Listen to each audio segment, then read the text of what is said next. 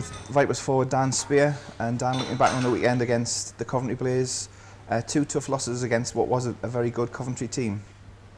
Yeah, I mean, like I said, we came in Saturday and I thought we gave them a pretty good effort right away and came out of the gate. Like, although we got down, I thought the first period, we played pretty good, and the second period kind of got out of hand and a lot of power plays, and Coventry was able to capitalize, and I think once we got down a little bit, then it started becoming a different game and it was hard to get back into it.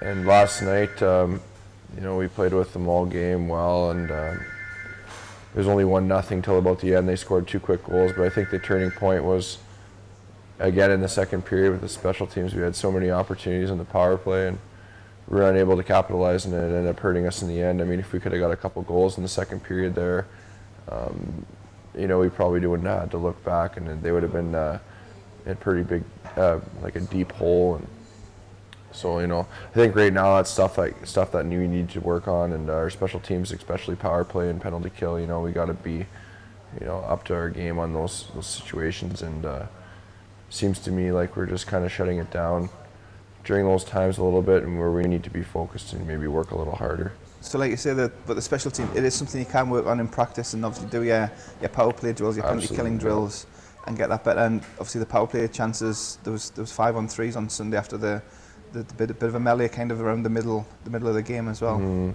Yeah.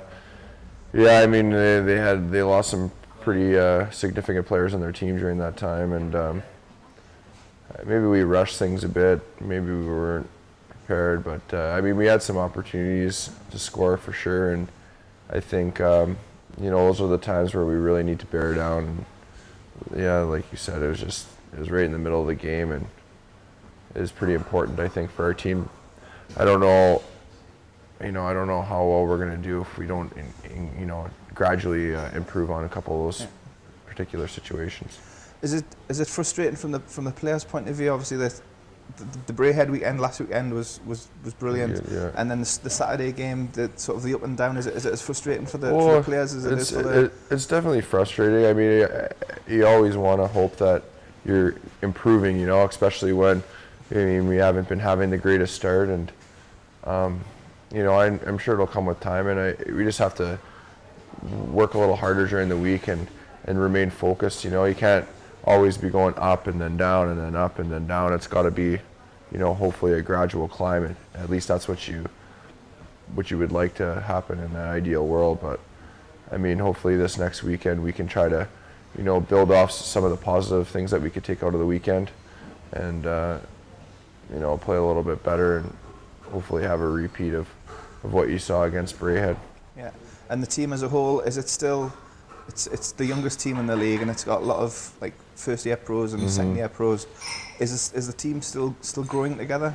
I think so, for sure. We're getting used to adjusting and being over here, and like you said, a lot of guys are first-year pro or maybe second year or whatever, and adjusting to the league and just the way everything goes. And I mean, yeah, I think we're going to continue to get better, and these slip-ups along the way are sure going to happen, but we need to, it's a long season, and we just need to pick away our schedule the best we can. Okay, well, appreciate your time today. We'll catch up with you soon. Yeah, thank you. Cheers.